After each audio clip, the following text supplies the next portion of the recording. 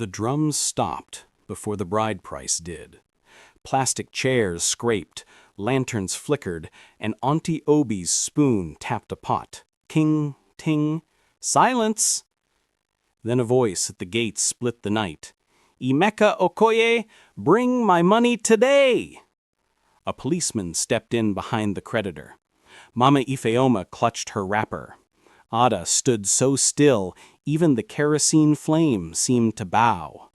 On the table, a brown envelope, thick as palm oil, landed with a thud. Deed papers slid out, a name glinting at the top in bureau blue. Not the name Emeka expected. African Karma Stories.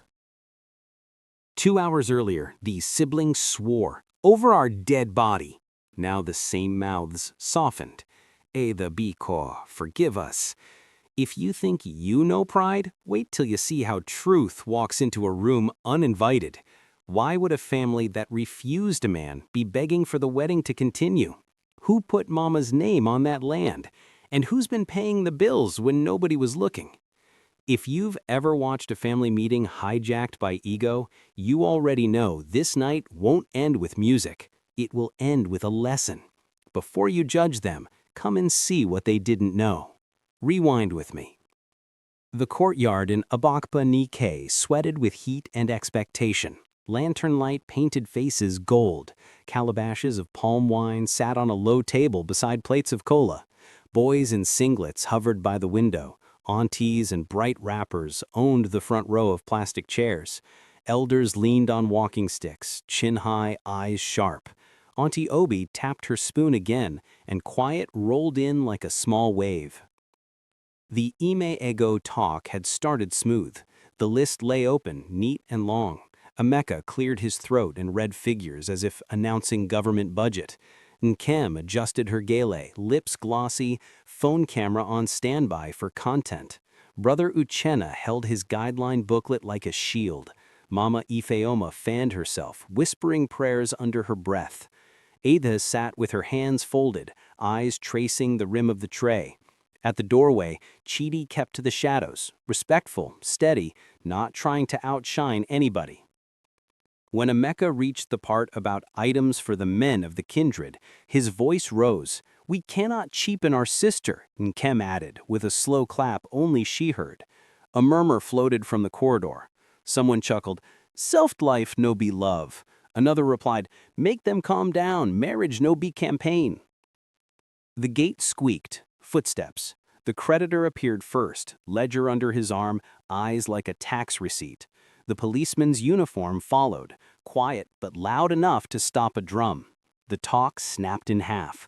A toddler giggled and then dived behind a chair. Emeka straightened. "This is not the time." The creditor didn't blink. "This is exactly the time." On the low table, a brown envelope arrived like a witness. Auntie Obi slid it open. Deed papers breathed out. The name at the top glowed in that stubborn lantern light. Mama Ifeoma Okoye. A hush fell so heavy it had weight. Mama's fingers trembled on the wrapper. Atha's gaze lifted. Steady now. Chidi's face did not change. Brother Uchenna exhaled, as if he had been holding the parish rules in his chest. Sometimes a family meeting begins with love and ends with arithmetic. When money sits down, pride often loses its chair. Tonight's bride price meeting cracked open. A creditor and a policeman arrived for Emeka, freezing the room. Atha, the bride, stayed quiet. On the table, deed papers appeared with Mama Ifeoma's name, hinting that someone protected family land. The same siblings who dismissed Chidi moments ago began to soften, begging for the ceremony to continue. The stakes are clear: pride, debt, and the hidden kindness keeping this family afloat. We still don't know who paid Mama's clinic bills, how the land changed hands, or why Chidi never defended himself. To understand this night, we have to go back, properly, together. Auntie Obi tapped her spoon one last time. "If truth has entered, let lies excuse themselves," she said. Heads turned to Atha. Her lips parted, but she swallowed the words. Not yet, not here. So how did a quiet man become the center of a storm he refused to start? And how did a family that wanted a show end up sitting with a lesson? Let's rewind to where the first seeds were planted. Some mornings carry secrets. This one carried them in a small notebook and a cooler of ukba. Morning in Abakpa Nike begins with sounds you can set your watch by. Keke horns test the air. Coal camp, Obiagu, and an Okpa seller sings her route with a smile you can hear. Red dust lifts and settles on zinc roofs. A generator coughs twice, then gives up to the sun. At the tap, children argue about who carried bucket last. Inside the Okoye compound, a kettle hums, a radio whispers headlines, and Mama Ifeoma ties her wrapper like armor. Adaze folds her lab coat into a tote and checks a small notebook.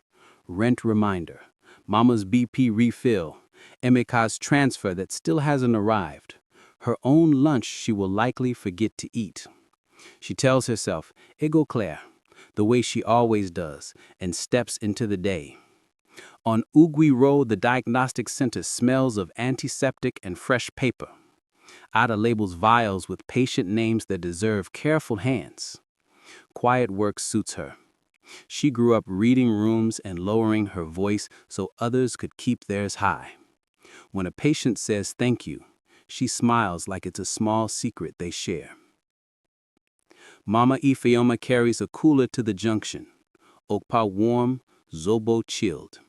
She greets everyone like family. The conductors tease, Mama Ife, add extra pepper for your in-law. She laughs and swats the joke away. Beneath her humor is a mother's prayer. Save us from embarrassment. Give my last-born joy without war.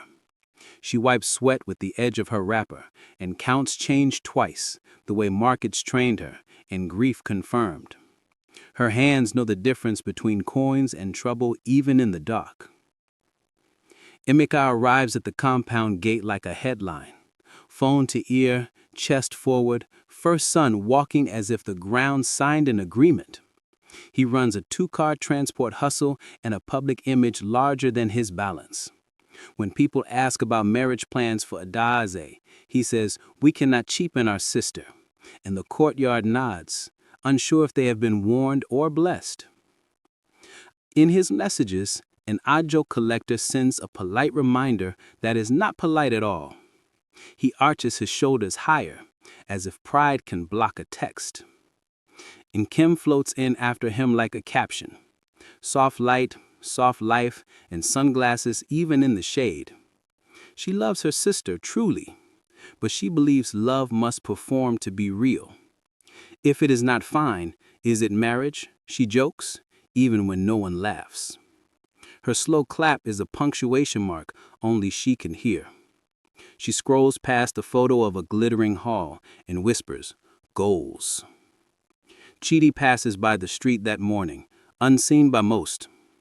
A small truck with PVC pipes rolls behind him. He is headed to a borehole site in Ugwobo Nike. He greets the landlord, Mr. Nanji, with respect that doesn't bend his back. The landlord squints, trying to place the face, then files away the courtesy for gist later. Chidi's old wristwatch ticks the way honest work does, quiet, steady, uninterested in applause. By afternoon, the rhythm of the house is set. Mama sells, Ada serves, Emeka supervises, and Kem styles. The children next door whisper a nickname for the elders, the Committee of Taste. It sticks because it is true and funny without being cruel. In compounds like this, news moves faster than bikes, and opinions grow legs. Here is the ground we are standing on. A Nugu heat and market jokes. A widowed mother who holds the family with small profits and big prayers. A first son who confuses protection with control. A middle sister chasing a picture-perfect day. A quiet bride who pays more bills than she announces, and a suitor who works with water, not words. The tension is not yet a fire, but it is dry wood arranged neatly, waiting for a match. In many homes, the first son becomes a gatekeeper, sometimes to shield, sometimes to show power. And everyone learns to walk around the gate. This house loves loudly, but money and image often try to speak over love. That evening, Ada writes one more line in her notebook. Saturday, iku aka. She exhales and tucks the book under her pillow. A simple knock can echo louder than drums. And the people who think they control the door are often the most surprised by who stands behind it. They came with cola, but pride answered the door. Late afternoon light slanted across the courtyard, turning dust into glitter. On a low tray, cola nuts, a small bottle of palm wine, and 2 wrappers neatly folded as gifts. Chidi stood at the threshold with 2 quiet kinsmen from Umu Abor, Nsuka. He greeted the elders, bowed slightly to Mama Ifioma, and let his eyes find Ada for a heartbeat, steady, grateful, sure. Auntie Obi cleared her throat and raised the cola with both hands. "He who brings cola brings life," she said, and the courtyard murmured its agreement. Emeka said chairs as if they belonged to him alone. He took the head seat, first sun stance, shoulders wide. And Cam arranged her gele and switched on her smile, the kind made for pictures. The landlord, Mr. Naji, lingered by the corridor, sentinel of gist. Children leaned on the windowsill like a chorus that forgot its lines. Ada sat beside Mama, fingers laced to stop them from trembling. Her voice could have anchored a ship, but tradition required patience before speech. Questions arrived in a slow, careful line. "Where are your people? What do you do? What are your plans?" Chidi answered without hurry. He ran a small water solutions business, borehole drilling and maintenance, serving the outskirts of Enugu. Some days he was on the rig, some days he was under a pump, oil on his hands and dust on his boots. He had a 2-room self-con near Emine, neat, with water on tap because he fixed it himself. He spoke softly, his words wearing work clothes, not perfume. Emeka tilted his head. "Young man, what do you drive?" Silence slid across the floor like a mat. Chidi didn't flinch. "Today, I came by KK. My truck is at site already. I keep things simple. My work is my pride." And Kim's smile sharpened. "So the gate did not hear horn. Our sister is used to AC and good things. Can you maintain her standard?" Chidi looked at Ada, then back at the elders. "We will build comfort together. I do not promise noise. I promise consistency." Auntie Obi tapped her metal spoon on a plate once, a gentle warning that talk should not drift into mockery. "Character carries a house further than chrome," she said. Emeka leaned forward. "In this Enugu, respect follows drive," he replied. And some of the men nodded, not because it was true, but because it was familiar. Brother Uchenna, who had come to observe only, held his guideline booklet like a peace offering. "A kuaka is for intention," he said. "We will follow order. Introduction today, details later. Let us not turn greeting to judgment court." And Kim's eyes rolled in slow motion behind her lashes. "We are simply protecting our sister," she said, voice sweet with salt. Auntie Ifioma tried to bridge the space with kindness. "Noam, eat cola nut," she urged, pushing the tray closer. Chidi took a piece, thanked her, and poured a cap of palm wine to the elders with both hands. He did not defend himself with loud promises. He made one simple statement: "I will not bring Ada to suffer." In the doorway, a child whispered, "Mr. Water," and another hissed, "Shh, they are still counting." The counting began. Not numbers, but little tests. Who are your people? Which church? Do you travel? Are your village people quiet? He answered truthfully, refusing to decorate the truth just to impress. He had no sponsor, no godfather. He had scraped and learned and saved. He did not chase shiny, he chased steady. In a world that often confuses style for substance, his honesty sounded like a generator humming in the background. Constant, unromantic, indispensable. Emeka closed the introductions with a smile that was more fence than bridge. We have heard you, but for now, our family needs to think. We cannot rush our sister's destiny. Nkem folded her arms. We have standards, she added. Mr. Anaji coughed, the kind of cough that carries an opinion. Ada held her breath. Mama Ifeoma's hand found Ada's knee, a squeeze that said peace. There are places where car speaks louder than character. It is a noisy translator that often lies. Here's what just happened and why it matters. Chidi came with respect and cola, answered every question without fear, and offered a life built on steady work rather than show. Emeka pushed for symbols, car horn, AC, instant upgrade, equating noise with security. Nkem framed standards as glamour, measuring love in pictures and air freshener. Brother Muchena asked for process, not performance. Auntie Obi tried to keep talk from turning sour. Mama kept the room soft enough for sense to land. In the end, the siblings gave a polite rejection disguised as, "We need time." The words were sugar, but the decision was salt. Ada did not argue. She thanked the visitors, walked them to the gate, and let silence do what arguments could not. Hold dignity. She promised herself clarity, not combat. At the gate, Chidi paused. "Call me when you reach home," Ada said, voice low. He nodded. "I'll be here," meaning more than return. Behind them, chairs scraped, the sound of conclusions being drawn. Overnight, paper would gather into a list. By morning, ink would grow teeth. And when a list is written to impress neighbors, it rarely protects a bride. At night, paper looks innocent. By morning, it had teeth. Emeka spread a ruled notebook on the table like a map of a small country and clicked his pen as if it were a gavel. "We cannot cheapen our sister," he said again, a sentence that now sounded like a drum he beat for courage. Nkem sat beside him with her phone open to inspiration photos. Gift boxes tied with satin bows, crates stacked like stage design, and hall decor that looked like a movie set. Mama Ifeoma stood by the doorway, wrapper tucked, watching pride and anxiety share a seat. "Start from elders," Emeka announced.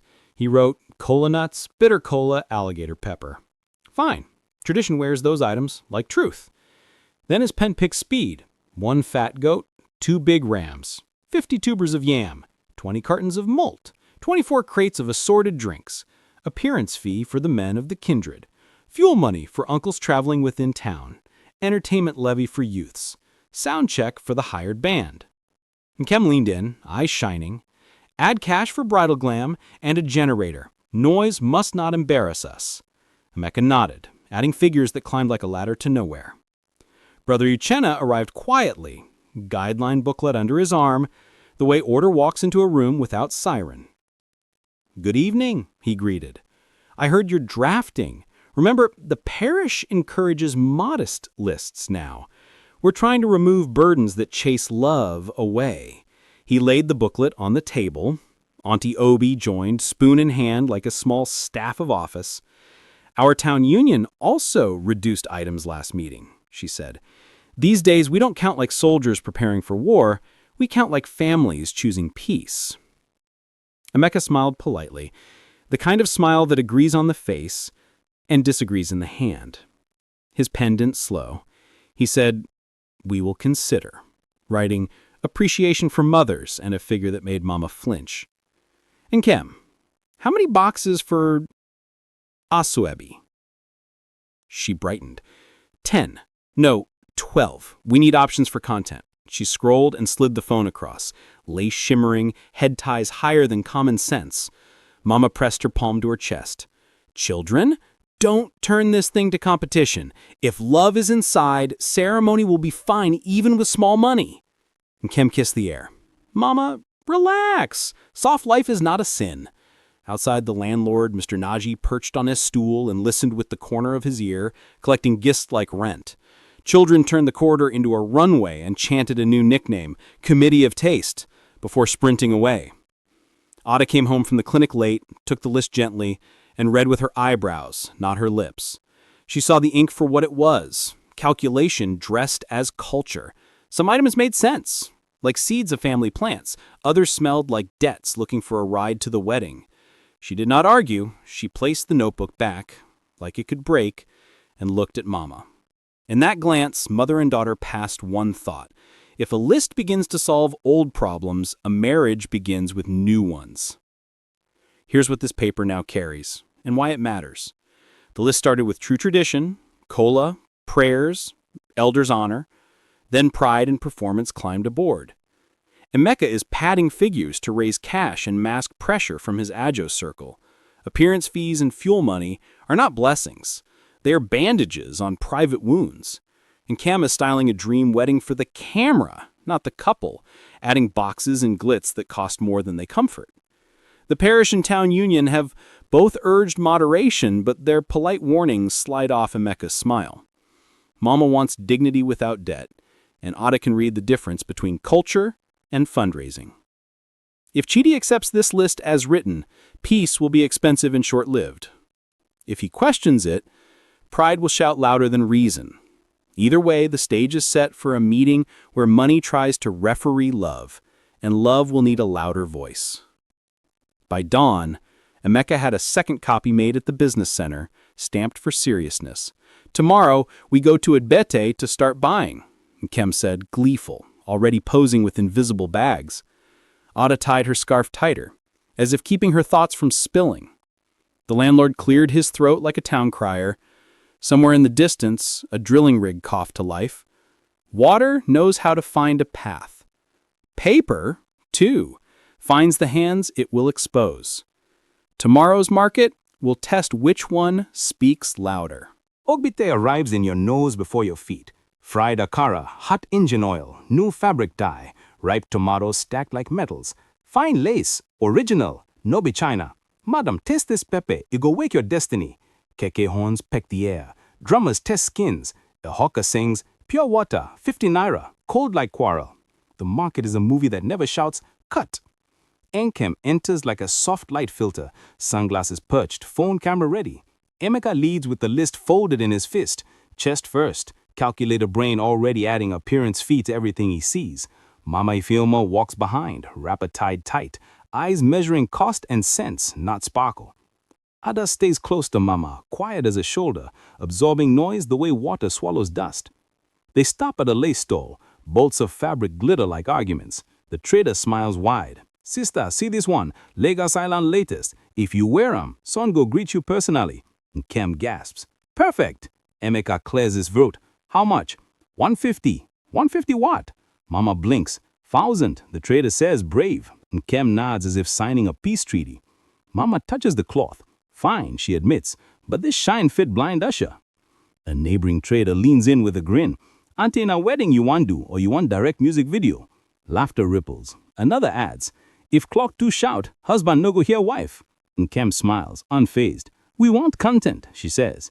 The first trader lifts a second bolt. See this one, subtle luxury. Emeka tries a new strategy. Last price, for you, 130. He inhales through his teeth like a mechanic about to lie. 80. The trader laughs. You said be joke, Ogbete no be comedy club. They float the jewelry. A man taps a glass case. Original Dubai set, shine like midnight promise. Mama squints. Brother, original from where? Dubai, Dubai, he insists, chest out. Not Dubai Lux? Ada asks, a gentle tease. The stall behind snickers. The jeweler lifts a chain. Test him. Mama shakes her head. My daughter neck no be laboratory. The jeweler lowers his price without being asked. Proof that comedy reduces cost more than anger ever will. At the galley stand, a woman ties a head wrap that rises like a small building. It must command respect, she says, tucking and folding with wizard fingers. And Cam beams. Yes, drama. The woman steps back. The galley looks ready to apply for its own PVC. A passerby mutters, if galley high pass sense, problem day. Ada hides a smile. They pass coolers, plastic chairs, and a loudspeaker taller than Emeka's pride. A sound man pats it like a pet. This one go scatter everywhere. Even if NEPA do anyhow, generator go support. Mama whispers, even love needs quiet to grow. But the men argue specs and watts as if buying peace in cartons. Across an aisle, PVC pipes lean against the stall, blue and dependable. A boy in a dusty cap wipes them down. He spots Ada and whispers to his friend, Now that Auntie for Abakpa, Mr. Water they walk for her street. Ada hears Mr. Water and glances at the logo on a faded truck parked by the far gate. Chidi's company name painted plain. He's not here, but his work is upright and useful. She breathes easier without meaning to. Haggling becomes theater. A shoe vendor declares Italian leather. Emeka flips the sole. This one speak Igbo. Laughter. A perfume seller ambushes them with a mist. Emeka sneezes. Madame, I beg, your spray they fight. She winks. Not so love they fight too. Market humor is street wisdom in rapper. It teases you back to sense. This is what this buzzing tour really says and why it matters. The market put Nkem's dream beside the world's reality and asked it to price itself honestly. Traders roasted gently, now wedding or music video, and in that laughter they handed the family a mirror. Emeka's calculator hand kept inflating the list in his mind, chasing dignity through decimals. Mama kept checking substance over spectacle, stretching naira and patience at the same time. Ada watched how noise attracts attention but not always respect, and how one quiet truck logo could steady a heart more than 1,000 sequins. Every stall became a small courtroom where value argued with vanity, and vanity kept asking for an adjournment. In places like Ogbite, jokes are not just jokes. They are fences that keep pride from running into traffic. As they finalize bundles and promises, an elderly trader with pepper gray hair leans in, voice soft enough to be advice. My pickin', he tells Nkem. True wealth no day make noise, not only debt they find loudspeaker. He nods towards the lace, then towards Mama's face. Make your joy find through endurance, not through receipt. Nkem's smile flickers, then returns, rehearsed. Emeka's phone vibrates. He checks the screen and turns it face down too quickly. Mama notices. Ada notices. The stall owner notices and pretends not to. Somewhere beyond the rows of fabric, a rig coughs to life. The sound of water thinking about becoming a river. They pay a deposit. The trader wraps lace like treasure and slides it across. Pick up on Friday, she says. We go shine. Mama murmurs. God choose the shine we need. On the way out, a boy balancing belts on his arm jogs alongside. Auntie Soft Life, Committee of Taste, he sings as he darts away. Ada looks back at the pipes, then forward at the glitter. Tomorrow will point them towards the one that can actually carry weight. The first splash sounded like relief. Red earth coughed, the rig shuddered, and a thin column of water rose into Enugu's morning like a promise kept. Abakpa Nike watched with buckets ready. Mothers shaded their eyes. Children bounced on bare feet, whispering, Mr. Water done come. Chidi stood a little aside in faded coveralls, palms smelling of grease and hope. He checked pressure, watched the gauge, and tapped his old wristwatch as if time and flow were friends he'd known since childhood. Hold the PSI there, he told his crew. No rush, let the well speak first. The engine lowered its growl. Water steadied. Somebody hummed a church chorus without meaning to. A woman with a baby on her hip called out, half laughing, half pleading, My brother, make a no stop like the last one, a beg. Chidi nodded.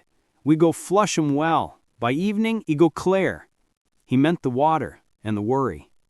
He walked the line, eyes on joints, ears on every hiss, hands on bolts others forget. Where some people manage impressions, he managed pressure.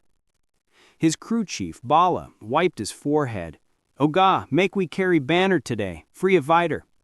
Chidi smiled. If water flows, people will talk. If it fails, banner no go help us. Bala chuckled. True, tapped a talk pass radio. A dusty truck rattled up with PVC pipes, the same blue he'd ordered from Ogbete. The small boy who unloaded them saluted. Oga Chidi, now you get this street today. Chidi shook his head. Not a people get him. He handed the boy cold water from a cooler and sent him back with a joke.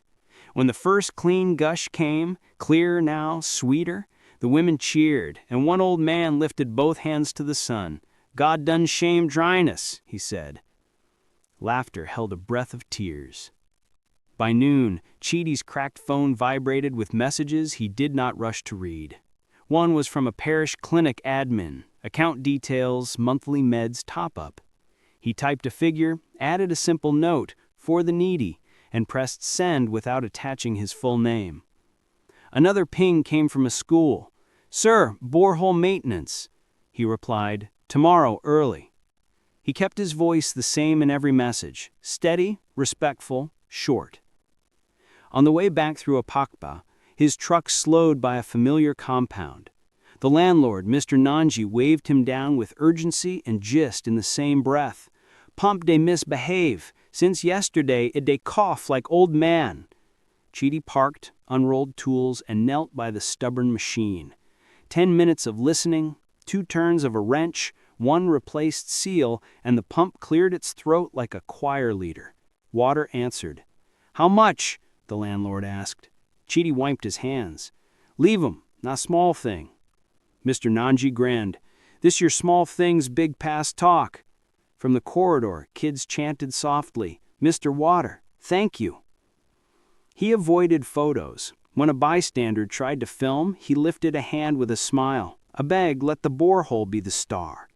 He preferred receipts from grateful taps, buckets filled, headaches eased, long walks to distant wells canceled. In a city where light can fail without apology, water is apology and amends in one. It turns quarrels to conversation, dust to soup, worry to sleep. The loudest people in town rarely know how to make it happen. The quiet ones often do. Here is the day he lives, and why it matters. He starts before the sun, timing flow with an old watch and a stubborn patience. He checks joints nobody else checks, so the system doesn't fail the day after a speech. He refuses noisy banners, trusting that a working tap will recommend him louder than a megaphone. He answers messages with the same calm tone, whether it's a school asking for help or a clinic that needs a small top-up for someone who cannot afford their medicine. He fixes one landlord's pump for free, not because he is rich, but because he believes community is a savings account paid in favors and trust. People call him Mr. Water, not to flatter, but because when dryness bites, his name tastes like relief. In a world racing to post, he prefers to produce. At dusk, the rig sighed, the generator cooled, and his crew packed tools with a tired pride. The community leader tried to hand Chidi a microphone. "Say something, young man." He shook his head gently. "Let the mothers test it first. Their voice sweet past mine." Buckets dipped, backs straightened, shoulders dropped. Joy is quiet when it is real. On his drive home, he passed a billboard for a wedding hall Nkem had saved on her phone, the glossy kind with chandeliers like ice. He noticed it the way he noticed clouds, present, not persuasive. A voice note arrived from Bala. "Oga, tomorrow we get Imene job, church beside the main road." He replied, "Copy, 7 a.m. Sunday bells would ring, a booklet would open.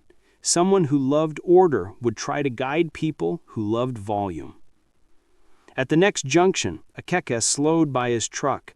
Emeka sat in front, one arm slung high, sunglasses at dusk. He eyed the logo on Chidi's door, smirked, then faced forward. Water to him was not a car horn. He could not yet hear what the tap was saying. The night gathered. Chidi parked by his modest gate, washed his hands under a small tap he had fixed on the day he moved in, and looked at his old watch.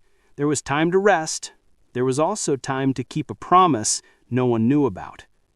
Far away, in a quiet office, a ledger would print one name, C. Nwanko. Tomorrow, in a wooden hall with a cross on the wall, a soft voice with a guideline booklet would neat a loud list and try to make peace. The bell at St. Mary's rang 3 times before anyone sat. Wooden benches creaked. A ceiling fan squeaked like a cricket that refused to keep quiet. Sunlight fell through the louver windows in tidy squares, turning dust into soft gold. Brother Uchenna stood at the front with his small guideline booklet, the corners dog-eared from use, and smiled the way patient people smile when they're about to tidy a noisy room. "Good afternoon, everyone," he said. "We are here to keep love simple and honorable. We'll follow order. Iku aka is greeting, done. Next is ime ego, negotiation, not warfare. After that, igba enku, traditional wine carrying, Church blessing if you choose. One step at a time, without turning life into a parade. Ada sat beside Mama Ifeoma, hands folded, eyes steady. Chidi took the backbench, cap in his lap, listening more than he spoke. Auntie Obi slipped in, spoon hidden in her wrapper like a secret remote control for wayward meetings. Emeka took a front seat like a chairman, a neat folder under his arm. And Kem placed her phone on her knee, screen glowing with pictures of halls, chandeliers, and brides whose head ties could apply for international passport. Brother Uchenna opened the booklet. "We encourage modest lists," he read. "Bride price should be symbolic, not a fundraiser. No forced asoebi. If families want, keep it simple and affordable. Introduction should be small. 30 people is fine. Save the crowd for Thanksgiving. We discourage heavy drinking and overnight noise. And please, no turning love into a debt that outlives the wedding." A few chuckles. One elder nodded, tapping his walking stick once, approval. And Kem tilted her head. "But what about the hall, decorations, content?" Brother Uchenna smiled. "Decoration is fine as long as it doesn't choke the couple. Content is better when it's about character, not cost." Emeka raised a hand before he stood. "We respect the church," he began, voice smooth. "But our people have tradition. We cannot cheapen our sister. Our list reflects respect." He opened his folder and slid out a printed sheet, columns, boxes, and totals that looked like a small election. "We have expectations for elders, youths, and the kindred. Transport, sound, appreciation. It won't be too much for a serious man." Brother Uchenna did not flinch. "We are not removing respect," he said gently. "We are removing weight. A family should not turn joy into repayment. Let us agree on what is necessary. The rest, gifts from the heart as God provides." Chidi lifted his eyes. "We will follow order," he said, voice even.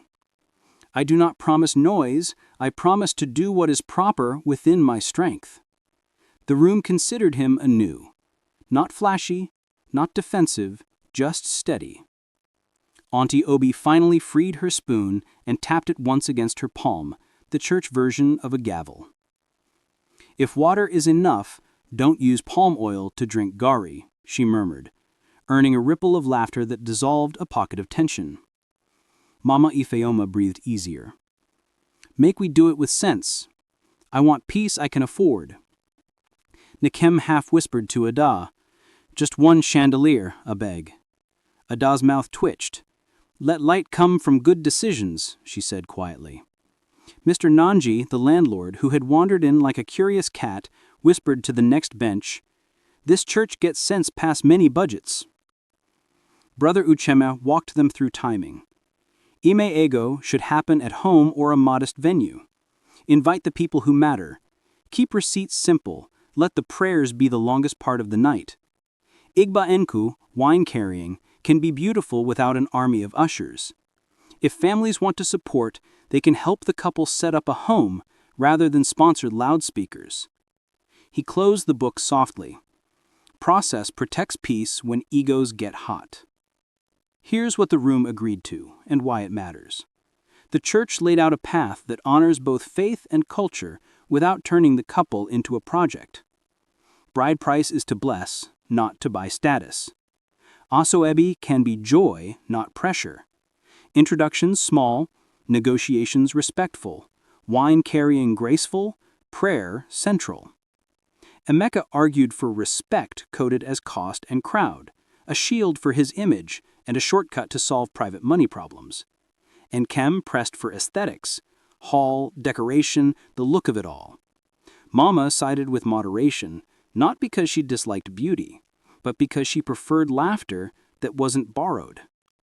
Chidi pledged process over performance, promising strength without show. This meeting handed everyone a map. The question is who will follow it when pride wants to drive. Rules only help a home when the loudest person in the room agrees to sit down. Then the fan squeaked louder, as if the room had gone too quiet. Emeka's phone buzzed on the bench. He glanced down and flipped it over too fast. A second buzz, longer. His jaw tightened. From the corner of his eye, Ada saw the name flash and vanish. Ajo Chief. A new message pushed through, bold. Last chance, Saturday evening, no story. He slid the phone into his pocket and cleared his throat. "We will revert with our final list," he announced, polished smile back in place. Outside, the bell clanged again, calling the next group in. As they filed out, Nkem typed a decorator. "Hall must glitter like tomorrow." Brother Uchenna shook Chidi's hand. "Thank you for your calm." Chidi nodded. "We could do 'em small, but correct." Mama touched Ada's arm. "My daughter, God is not deaf." Across the courtyard, Emeka read the message once more, lips pressed thin. Saturday had just become a cliff edge wearing a suit. And Saturday is when the Ime Ego is set. If a door must open for love, something else might try to knock louder. The generator at the clinic hummed like a patient prayer. Ceiling fans moved slow circles. Morning light on Ogwe Road slipped through Venetian blinds and drew stripes across the counter where Ada stood, stapling receipts and writing names with the neatness that calms people. The pharmacy cabinet held its small army of boxes, BP tablets, sugar pills, cough syrups lined like obedient students. Mama Ifioma would be due this week for her refill. Ada checked her small notebook, the one that holds bills and hopes. Mama's meds, Friday. "Good morning, Nurse Ada," the receptionist teased, though Ada is a lab tech. In places like this, titles are polite guesses. Service is what matters. Mrs. Abere, the clinic administrator, walked in with a stack of files and a smile that had seen too many worries soften. "My dear, help me confirm something," she said. "We are reconciling the patient support ledger." Ada flipped the ledger open. Columns of dates and amounts. Besides some names, a brief note. Top-up received. Next to Mama's line, the handwriting was careful. Support, C. Nwankwo. The letters sat on the page like a secret taking a breath. She read it twice. The date matched the month Emeka had borrowed small something and returned nothing. It matched the week she had quietly picked an extra shift. It matched the day Mama had said, "Don't worry, God sees." Ada swallowed, steadying her hands so the paper would not shake. "Who is the donor?" she asked, as casual as she could manage. Mrs. Abere glanced at the book, then waved a fond hand. "One young man, always writes for the needy or for Mama Ifioma when it concerns your household. Sometimes he keeps it anonymous, sometimes he signs C. Nwankwo. He sent small help for a child's inhaler last month too. God will bless him." The name settled like a song Ada already knew the words to. Chidi. She remembered his old wristwatch, his careful answers, the way he had poured palm wine with both hands. Mr. Water. She also remembered the smirk from a keke window and siblings weighing him on a scale made of noise.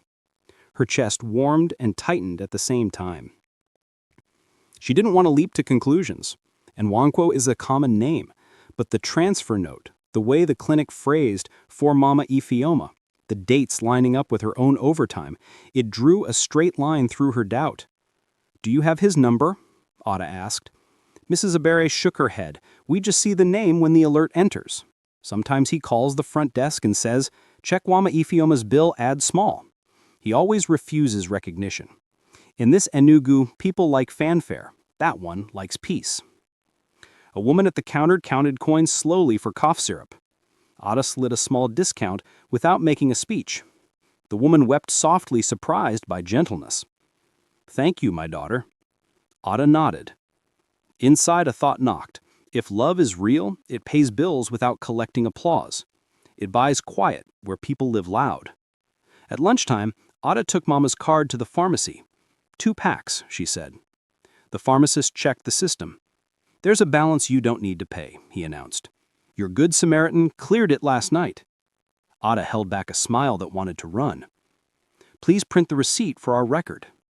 The paper came out with that small blue line of truth. Support received. C. N. Nwankwo. She stepped outside for air. Taxis argued with the road. The Zobo woman at the gate shook her cooler and sang. Ada called Mama to say she'd bring the meds home later. Mama's voice floated, soft and grateful. God send helpers when we don't know where to knock. Ada faced the sky. Amen. Her phone buzzed. A marketing message for a wedding hall flashed, the same one Enkem had saved, promising chandeliers like snow and a generator that never sleeps. Another message followed from the parish group. Reminder, Ime-ego, Saturday evening, keep it simple. Then a forwarded flyer from the Wogo Nike Town Union. Borehole commissioning. Tomorrow 10 a.m. All welcome. Bring buckets. The bottom carried a small line. Special thanks to our partners. No names, no logos, but Ada could almost hear the rig in her memory, and Chidi sang, "Let the mothers test it first." There is a kind of kindness that arrives with a receipt, and a louder kind that arrives with a microphone. The truest one arrives as fewer worries on your pillow. Here is where we are now and why it changes the road ahead. Ada discovered that someone, signing C and Wonkwo, has been quietly topping up her mother's BP medication for months. No drama, no visiting day. The dates match the exact weeks when the family was stretched thin. The clinic staff confirm he never seeks attention. He calls, he pays, he moves on. In a world where people upload even their shadows, this one refused to post his good deeds. It means the man the siblings dismissed might be the same man carrying their mother's health in his pocket. It means the argument about cars and AC missed the real evidence of character. It also means Ada holds a secret that could end the noise, but she must choose how to use it. She typed a message to Chidi, then deleted it. She typed again, "Thank you for..." delete. If she told him she knew, it would sound like a trophy. If she told her siblings, they might turn it into an argument item, a line item on Pride's budget. She closed her eyes and decided, not yet. Some truths need the right room, or they will be squandered on people who clap with the wrong hands.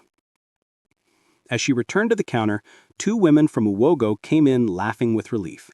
"Sister, water done start to sing for our side," one said, miming a dance. "Tomorrow, we go commission em proper. That young man no even gree hold microphone.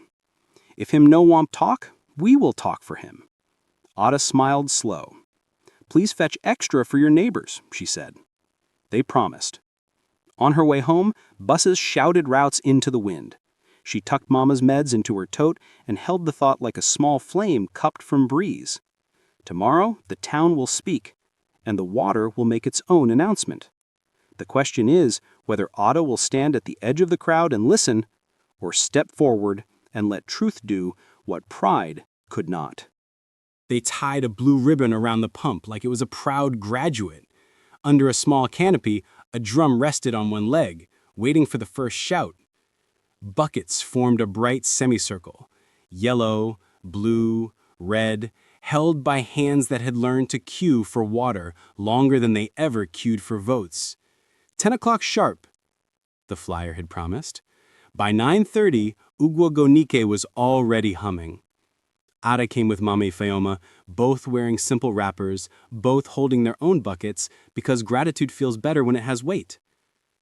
Auntie Obi found a chair near the front, spoon hidden in her wrapper like a tiny bell for order.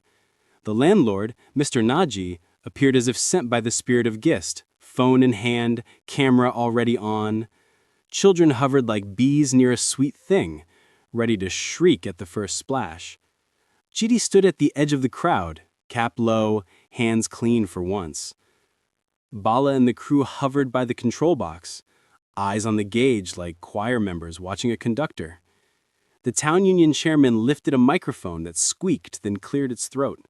"My people," he began, "for years we dey beg tanker, we dey fetch rain, we dey quarrel with boreholes that work only when guests come. Today, this one go sing every day." The ribbon came down with a snip. A tap turned. At first, the pump sighed like an old man thinking. Then, water leaped clear and honest. Children screamed. A woman clapped both hands over her mouth, then laughed into them. A girl in a red dress danced with her empty bucket, then remembered the point and dipped it. "Ooh!" the crowd sang. The drum joined. a heartbeat under the cheers. They tried to call Chitty forward. The chairman beckoned. "Young man, say something." Chitty shook his head with a small smile. "Let the mothers speak," he answered. An elderly woman stepped into the sun. "We have been walking to fetch sorrow," she said, voice like a well-used lullaby. "Now water has walked to meet us. God bless the hands that drilled this joy." People murmured, "Amen," the kind of amen that rests inside the bones. Phones rose like flowers chasing light. A live stream started. Nekim's handle popped into the viewer list, then Emeka's, then a string of neighbors. Comments floated, "Water is life. Who do 'em? God bless our helper." Mr. Naji narrated with the confidence of a TV anchor, panning from faces to buckets to the tap. "This one no be noise, my people, not evidence," he declared. The chairman tried again. "At least take the microphone small," he teased. Chitty lifted his palms, backing away. The chairman nodded and adjusted his speech. "Special thanks to our partners," he read from a card, squinting, "to the crew that worked even when sun vex, and to a young man who insisted his name should be small while the water stays big. Some of you know him. He has also, in recent months, redeemed a small piece of land that was in trouble and put it in a mother's name. He begged us not to announce it. We will honor his request. If you know, you know." The words settled like quiet thunder. Ada's eyes lifted to Chitty. He stared at the ground, the way people look when praise makes their skin itch. Mama's fingers tightened around her bucket handle, a brief tremble that only daughters catch. A murmur moved through the crowd, half curiosity, half respect. A few people nodded like they had just solved a math they didn't want to shout about. On the live stream, a comment flashed, "Nah, that Mr. Waterway refused microphone." Another, "He helped my sister's compound pump free." Someone else, "Make we learn to think without dragging person to stage." Nekim typed, "Interesting," then deleted it and typed nothing. Emeka watched in silence, jaw tight, sunglasses reflecting a flow he could not interrupt. He typed a message to no one. "Who told them about land?" The phone did not answer. Bala nudged Chitty. "Olga, collect at least the handshake." Chitty obliged, shook the chairman's hand, and slipped back into the edge. A small boy saluted him with 2 fingers. "Mr. Water." Another piped, "Thank you, sir. My mamo no go trek far again." Chitty bent and tapped the boy's bucket. "Make you share for neighbor, too." A basket of gifts appeared. A wrapper, a small yam, a crate of malt. Chitty tried to refuse. The chairman insisted. "If we pity you too much, we no go learn how to give." Chitty nodded, accepting with both hands and a soft dalu. Here's what the morning wrote in simple letters and why it matters. A community gathered without gate fee to witness something that will bless them long after the cameras sleep. Water arrived on time. Mothers laughed the kind of laugh that erases one worry from the forehead. The man at the center refused the center. He kept the microphone empty and put the tap to work. In the chairman's careful words, another truth peeked out. Beyond this pump, the same quiet man had redeemed a small plot and put it in a mother's name. No names were shouted, but enough people heard the shape of kindness. On the other side of town, siblings watched from their screens, and the story they told themselves about class met a new kind of evidence. Communities remember service, longer than they remember selfies. Water writes names where boastful words cannot. As the canopy emptied and the ground turned safely muddy, Mr. Naji ended his live and began his second job, syndicating gist. "Unasiam," he told anyone with ears, "this life no be only horn and AC." He winked at Ada. "Tell your committee of taste they evidence day." Ada smiled small. Mama touched Chitty's elbow as it passed. "Chukukwo goziyi," she whispered. He bowed slightly. "Amen, Mama." Emeka's phone buzzed. A different name this time. Ajo Chief. Reminder, Saturday evening, no story. He slid the phone back into his pocket, the message like a stone in a shallow pocket, impossible to ignore. Nekim stared at the replay, then at her reflection in a dark window. The live ended. The water kept talking. By afternoon, the town was already retelling the morning in better words. By evening, Mr. Naji had packaged the gift with extra pepper and delivered it to 3 compounds and 1 barber shop. And by night, Emeka stood at his balcony, practicing a smile he could not feel. Tomorrow was Ime Ogo. Water had just chosen a side without making a sound. The question for the house was simple. When truth flows, who dares to block it? It started with a ledger slap. The book hit the counter at Nawaz Junction hard enough to make the soft drinks tremble. Emeka, your hand unreached since, the collector said, tapping a column with a thick finger. Behind him, receipt stubs fluttered on a nail like tired flags. The shop smelled of dust, pen ink, and cheap menthol. 2 men on plastic chairs paused their game of draft to watch the small movie. Ajo no be charity, the collector went on.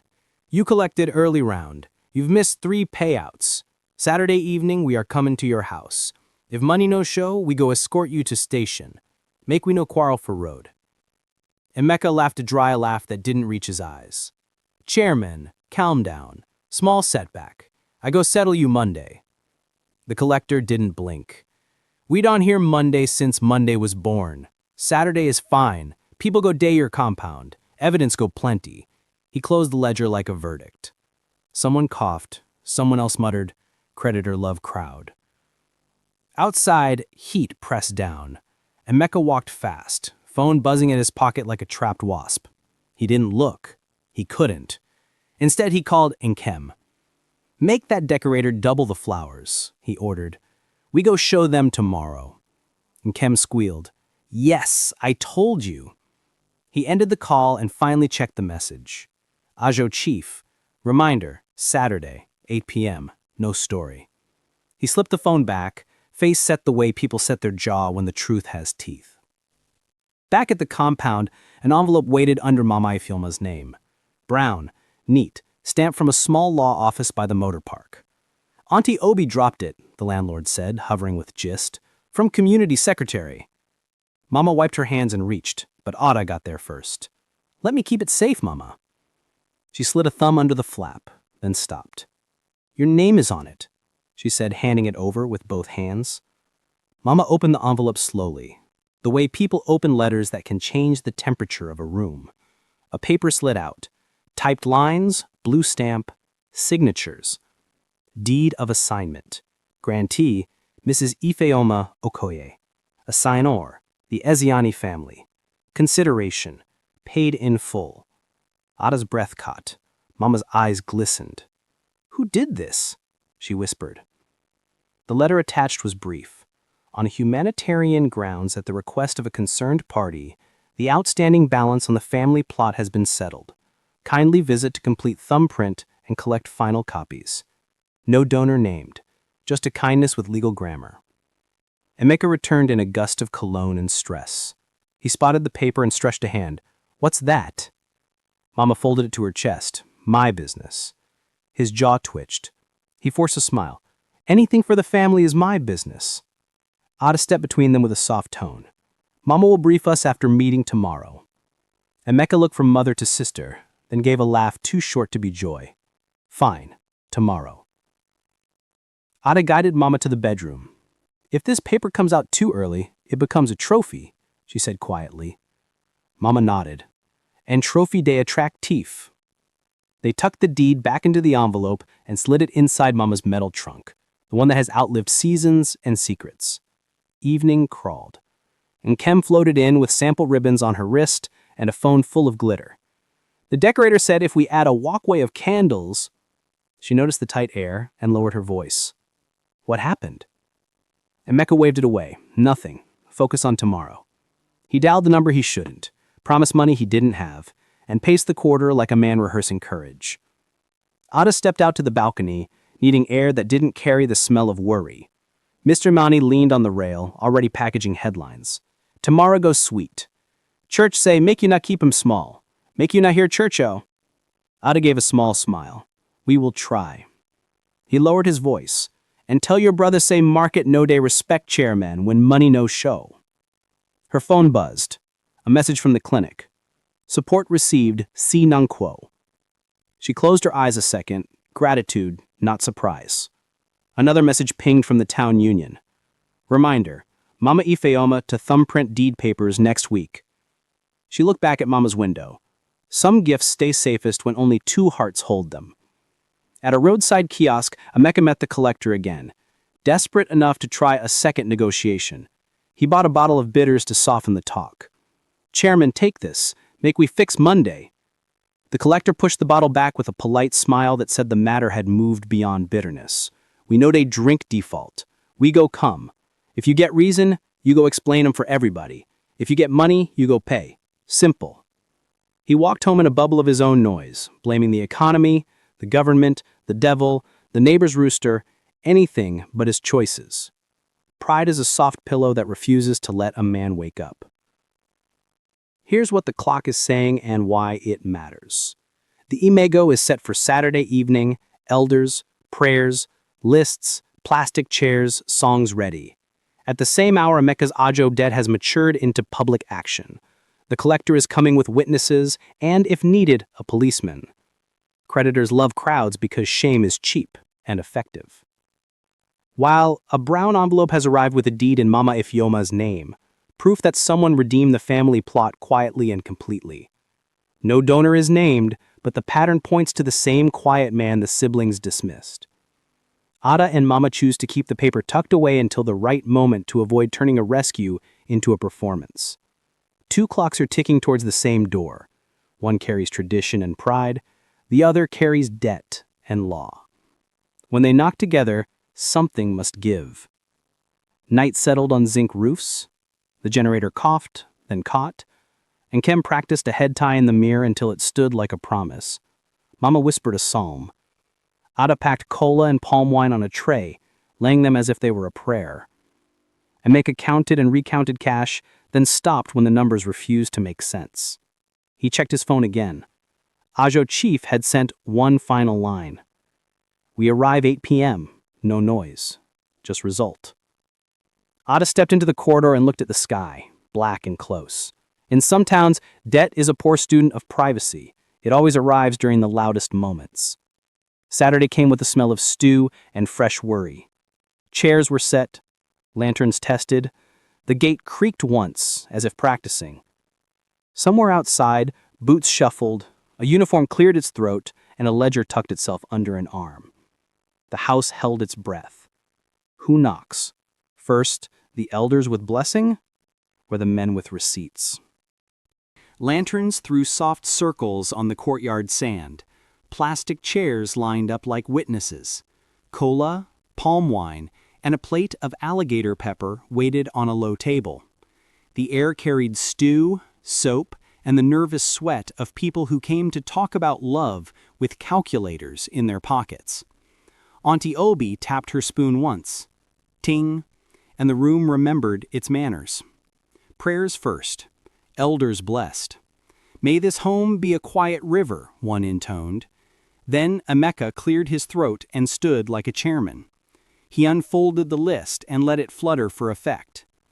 We cannot cheapen our sister, he said, and began to read figures as if announcing the nation's budget. Nkem shone in her seat, gele high, smile glossy. Brother Uchenna sat with his parish booklet open to keep it modest, ready to rescue order from noise. Mama Ifeoma fanned herself.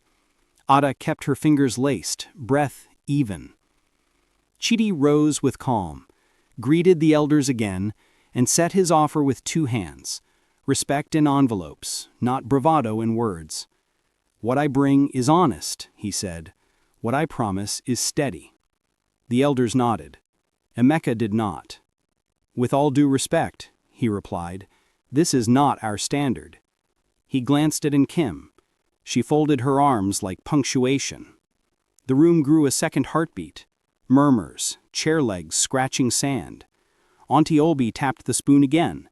Let negotiation be negotiation, she warned, voice a soft whip. Brother Uchenna added, remember the guideline, symbolic, not burdensome. Emeka smiled without softness. We hear, but respect has a price. The gate answered with iron. It squeaked open.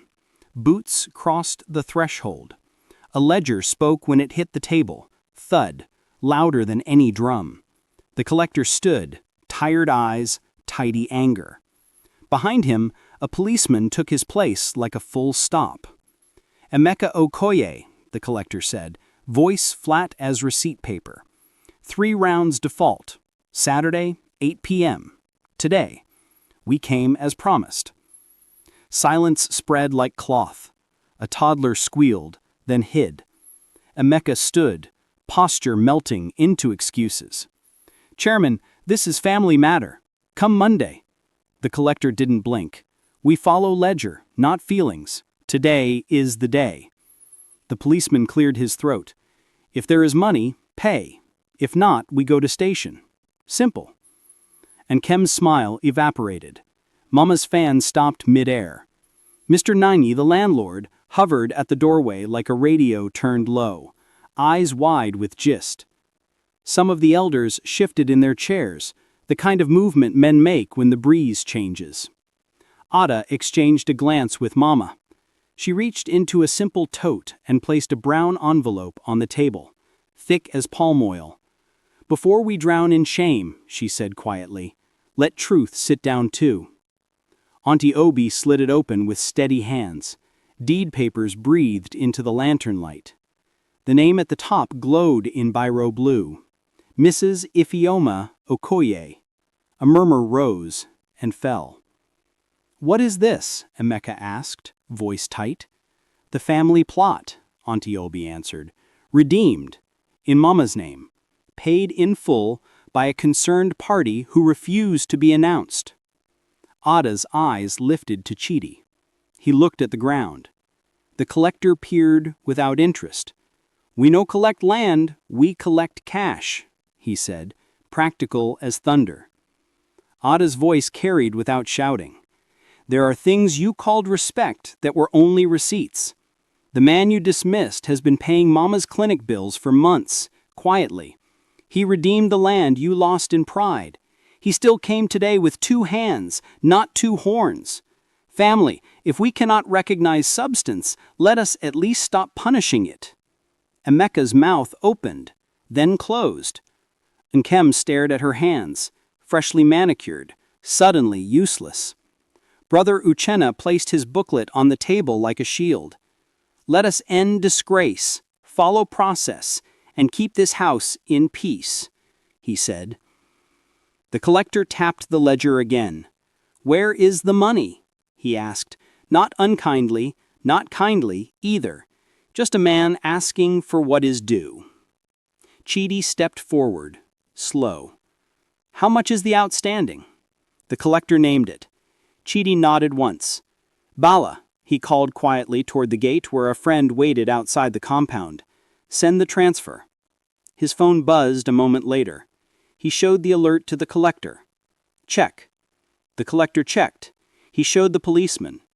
The policeman lifted his chin and exhaled, the way men do when a fight they didn't want to join ends before it starts. Chidi didn't look at Emeka. He faced the elders. I will not buy peace with noise, he said. I paid today because Ada does not deserve to carry shame that is not hers. But I have a boundary. If this marriage proceeds, we will follow the parish guideline, modest list, no pressure, no fundraising. If we agree, we proceed. If not, I walk away with my peace. Auntie Obi tapped the spoon a 3rd time, smiling now. When truth sits down, chairs stop breaking, she said. The elders nodded, some with relief, some with gratitude that they wouldn't be dragged into a headline. Brother Uchenna wrote a new amount on a clean sheet, modest, respectful, possible. Here's what this night exposed and why it finally turned the wind. A swollen list tried to turn love into a loan. A ledger walked in to demand its own loud payment. In the same breath, quiet kindness placed a deed on the table, proof that someone had been repairing the family's foundation while others decorated the roof. The man mocked for being not our class, settled a debt to protect dignity, then drew a clear line.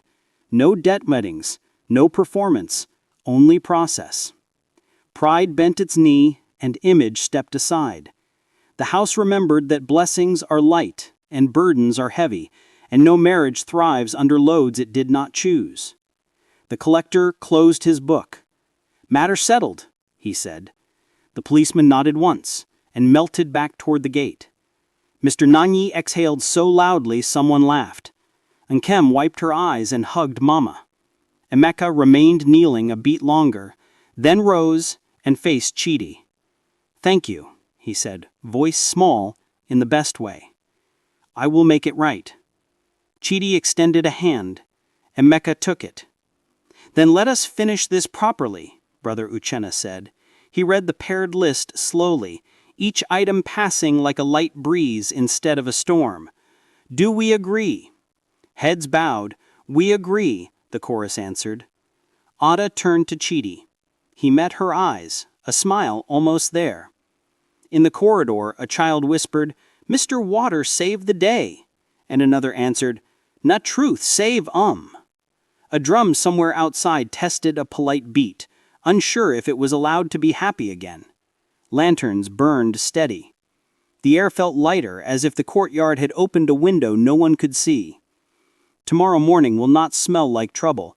It will smell like tea, fresh bread, and plans that fit inside real pockets. But before dawn, someone in this compound will still try to turn the night into gist. Let them talk.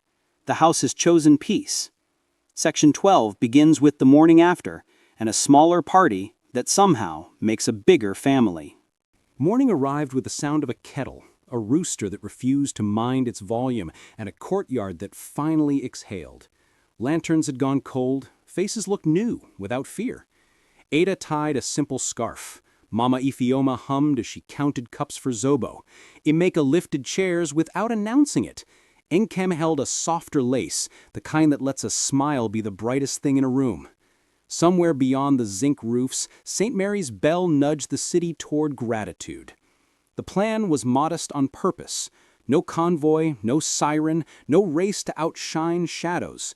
Just family, neighbors, and the kind of joy that fits inside a compound without knocking walls.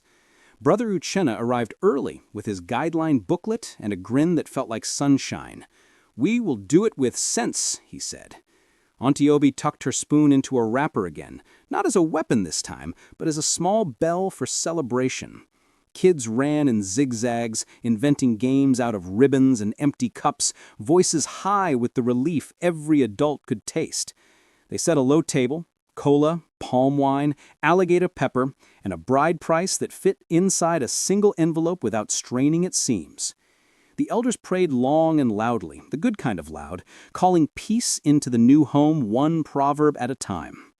Chidi greeted each elder with both hands, steady as always. Ada's eyes shone the way water shines when it remembers the sun. "We did not come to impress," Chidi said softly. "We came to belong." Food arrived from real kitchens, not committees. Jollof in a sensible pot, oak paw steaming in leaves, goat pepper soup in a pot that would not require a loan to fill. Bottles clinked with malt and mineral, not champagne pretending to be community. When they needed water to rinse cups, a small boy sprinted to the borehole in the next street and returned grinning, as if fetching relief was a sport he had trained for all his life. "Mr. Water," the kids whispered, then laughed because the whisper still sounded like a cheer. There was music, but it knew its place. A small speaker, a careful playlist, and a drummer who understood that love dances best when it can hear itself think. Nkem's gelée stopped at sensible. She took photos that looked like memory rather than magazine. Emeka helped serve plates, stopped twice to apologize in private to people he had performed pride for, and later slipped away to return a portion of what he owed to the collector. No fanfare, just the start of a man learning his knees and his numbers. The collector returned his ledger with a nod that meant nothing more or less than, "Thank you." Gifts surprised everyone. Not glitter, useful things. A gas cylinder, a water filter, a set of bed sheets, a small freezer paid in parts by 3 aunties who liked to share burdens as if they were meat at a happy table. Brother Uchenna handed over a slim envelope from the parish. For the first month, he said, so that love can practice without distraction. Mama received a wrapped present too, a Bible with her name embossed in gold, and a receipt note from the town union confirming her deed appointment next week. She pressed both to her chest, eyes wet in a way that didn't need hiding. They walked to St. Mary's for a simple blessing. No hired fleet outside, just 2 KK drivers grinning as they tied a ribbon to their handles. Inside, the church smelled of wood polish and years of quiet promises. The priest spoke plainly. May your house be a school where patience is taught daily. Papers were signed, hands were held, laughter echoed under the fan that still squeaked like a cricket with big dreams. When they stepped back into the sun, it felt like the sky had been waiting to smile at them. Back home, the compound became a small festival of real ease. Mr. Nanji wandered with his phone at rest for once, letting moments live without turning them into breaking news. The kids upgraded their chant. "Committee of Sense," they sang, teasing the siblings and crowning them at the same time. And Kem bowed theatrically. Emeka shook his head, half laughing, a man finding humor in humility. Auntie Obi raised her spoon and delivered the final proverb of the day. She said, "Comparison runs like a thief, but contentment walks to your door and knocks with its own key." The courtyard replied, "Amen," and this time it sounded like a promise kept. Here is how the house breathes now, and why it matters. The wedding shrank to its right size, and the joy grew to fill every corner. Bride price symbolic, not suffocating. Asoebi optional, not weaponized. Gifts useful, not performative. Emeka began repairing the ground he cracked. Nkem discovered beauty in choices that do not bruise the pocket. Mama stood lighter, the deed tucked safe and the future not bargaining with the past. Chidi remained himself, quiet, steady, unwilling to trade peace for applause. Ada chose dignity and found that love did not shrink under it. It stood taller. When a family protects truth, even the smallest speaker sounds like a choir. Evening draped itself over the compound. Last cups clinked, last plates stacked, last hugs held a moment longer. Ada and Chidi sat on the low step, saying little and hearing everything. The borehole hum from the next street drifted over like a lullaby. "Thank you," Ada said at last. Chidi shook his head. "We both chose peace. That's the thank you." As neighbors drifted out, the landlord paused at the gate. "Any time new tenant begin to shine with noise, I just cough and point here." She laughed. "Let them cough their own cough. This house done learn its medicine." If this story made you breathe easier, tell me in the comments whose change moved you most. Emeka's apology? Nkem's new eyes? Mama's lighter smile? Or Aiden and Chidi's quiet stand? What would you keep simple in a wedding? And what would you happily remove? Share this with someone planning a big day and subscribe so you don't miss the next story we carry to your door. Because in compounds like ours, a new tenant always arrives with a shiny plan. And that, my friend, is a tale for another evening.